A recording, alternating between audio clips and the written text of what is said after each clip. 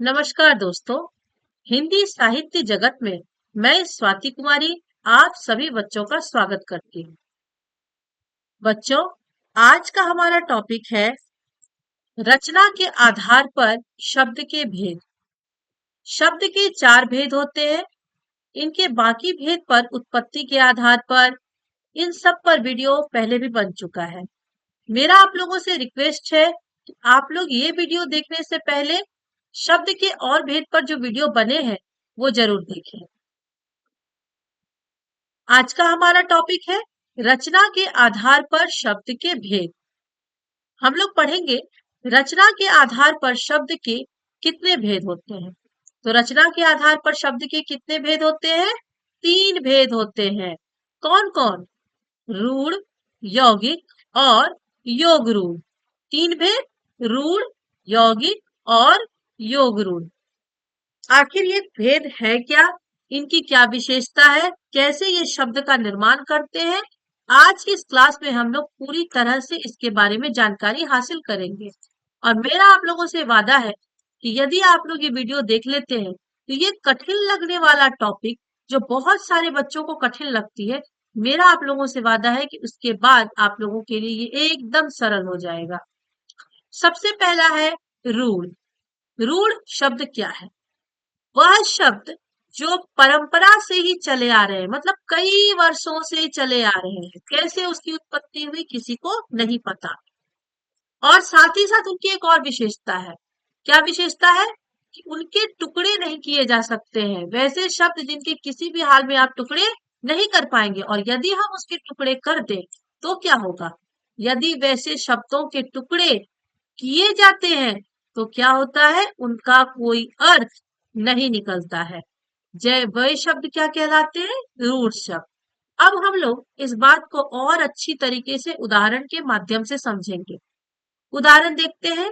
पानी, घर, कमल।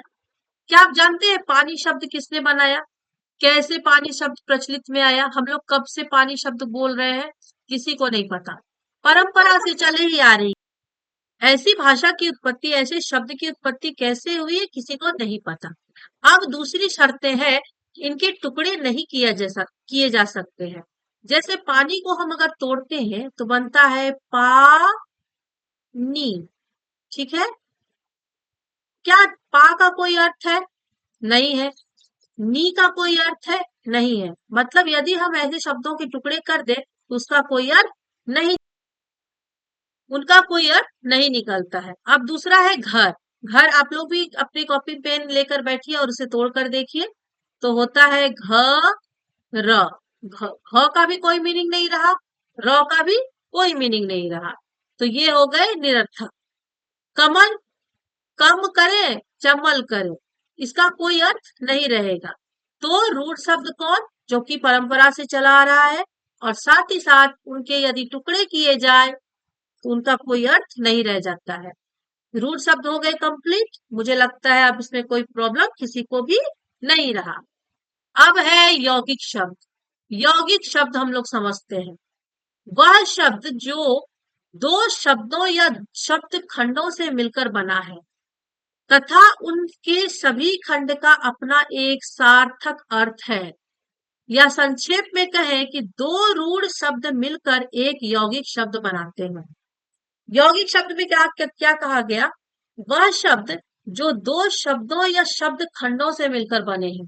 इसमें या तो दो शब्द है या शब्द के दो टुकड़े हैं जो आपस में मिले हुए हैं। खंडों मतलब टुकड़े। और उनके सभी खंड, दोनों खंड है तो दोनों ही खंड का अपना अपना अर्थ होगा। ऐसा नहीं कि एक का अर्थ निकलेगा तो दूसरे का अर्थ नहीं निकलेगा, दोनों का अर्थ निकलेगा। अगर हम इसे संक्षिप्त में कहें तो क्या होगा? दो रूढ़ शब्द अगर आपस में मिल जाए तो वो क्या बनते हैं? यौगिक शब्द। जैसे उदाहरण में हम लोग देखें, पाठशाला। हम इसे तोड़ते हैं, बनेगा पाठशाला।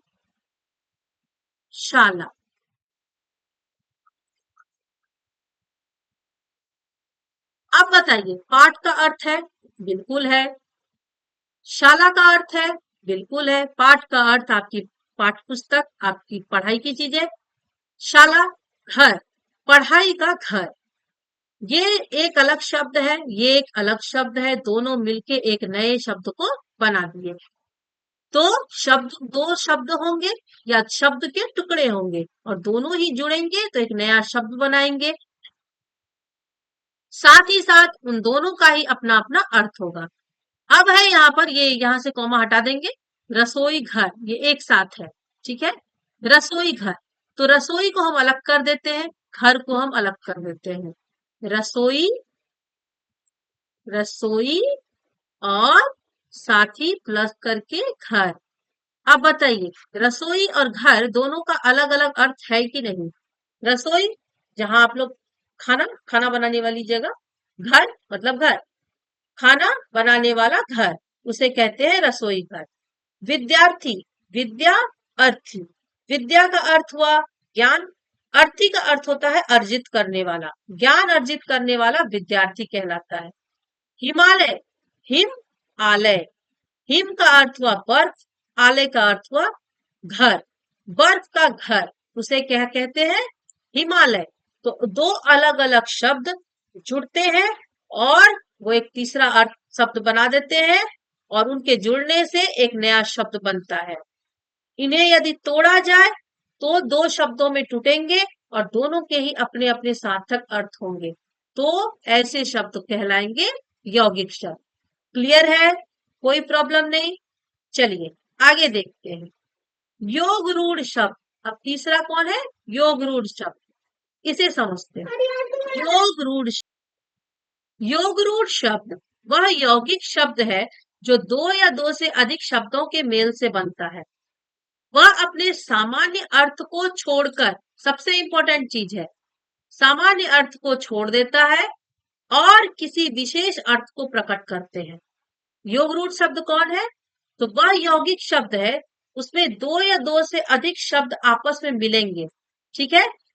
और जब वो आपस में मिलते हैं तो वो अपना जो सामान्य अर्थ है, जो उसका सही मायने में हम लोग जिस अर्थ को जानते हैं, वो अर्थ उसका खत्म हो जाता है और वो किसी विशेष अर्थ की ओर संकेत करते हैं। जैसे एक विशेष बात है इसमें कि यह जो शब्द है मुख्य रूप से बहुव्रीहि समास का उदाहरण है। आप लोगों ने समास यदि पढ़ा होगा तो बहुव्रीहि समास किसे कहते हैं? दो शब्द आपस में जुड़ेंगे और एक ऐसा शब्द बनाएंगे जो वो दो शब्द जो आपस में जुड़े हैं उनका कोई अर्थ नहीं रहता है, वो एक विशेष अर्थ को प्रकट करते हैं। जैसे उदाहरण के लिए लंबोदर, यहाँ है लंबोदर, लंबा, लंबा, उदर, उदर, ठीक है। लंबा तो लंबाई की चीज है, मापने की चीज। उदर का अर्थ होता है पेट, लंबा पेट। अब इन दोनों को यदि हम मिलाएं तो बनता है लंबोदर। अब यहाँ पर लंबे पेट की बात नहीं हो रही है, बल्कि संकेत किसकी ओर हो रहा है? गणेश, गणेश भगवान का एक नाम है लंबोदर। तो दो शब्द आपस में मिले और तीसरे अर्थ की ओर संकेत किया। दशानन, दश, दश आनंद, ठीक है। दश मतलब 10 नंबर, आनंद का अर्थ होता है मुख, 10 मुख। तो यहाँ पर 10 मुख की बात नहीं हो रही है, बल्कि दशानन किसे कहा गया है? दशानन का अर्थ होता है रावण, रावण को दशानन भी कहा जाता है। पंकज, पंख, अज, पंख का अर्थ होता है कीचड़, अज का अर्थ होता है जन्म लेने वाला। कीचड़ में जन्म लेने वाला कौन? कमल।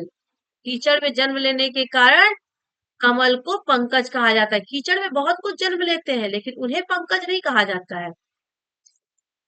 पंकज नाम एक विशेष, पंकज नाम विशेष रूप से कमल का पर्यायवाची बन चुका है। फिर वैसे ये जलज, जल, अज, जल में जन्म लेने वाला तो जलज हो गया। तो जलज किसका है पर्यायवाची? कमल का। तो योग रूढ़ शब्द में भी ये दो यौगिक शब्द मिलते हैं। यौगिक में दो रूढ़ शब्द आपस में मिलेंगे, योग रूढ़ में दो यौगिक शब्द आपस में मिलेंगे और वो आपस में मिलने के बाद अपना जो उनका सामान्य अर्थ है वो छोड़ देते हैं, सामान्य अर्थ को खत्म हो जाता है उनका और किसी विशेष अर्थ को वो प्रकट करते हैं। यही हुए योग रूढ़ शब्द। रचना के आधार पर शब्द के भेद यही 3 है।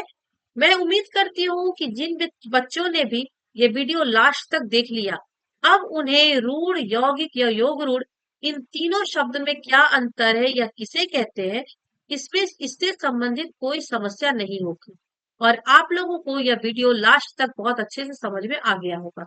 लेकिन लेकिन अगर आप लोगों में से किसी को भी यह वीडियो से संबंधित किसी भी तरह की समस्या है और आप लोग इनसे संबंधित कुछ प्रश्न पूछना चाहते हैं, तो आप लोग मेरे कमेंट बॉक्स में कमेंट करके जरूर पूछिए। मैं आप लोगों के एक एक प्रश्न का उत्तर जरूर दूंगी। साथ ही साथ ही आप लोगों को यह मेरा वीडियो कैसा लगा, इस विषय पर भी आप लोग कमेंट करके मुझे जरूर बताइए। मैं आप लोगों का फीडबैक देख जानना चाहती हूँ। साथ ही मेरा आप लोगों से यह रिक्वेस्ट है कि यदि आप लोगों को मेरा वीडियो हेल्पफुल लग रहा है और आप लोग मेरे इस चैनल को सब्सक्राइब जरूर करें ताकि मेरे द्वारा बनाई हुई वीडियो सबसे पहले आप लोग तक पहुंचे। मेरे इस वीडियो को लास्ट तक देखने के लिए बहुत बहुत धन्यवाद। Thank you so much.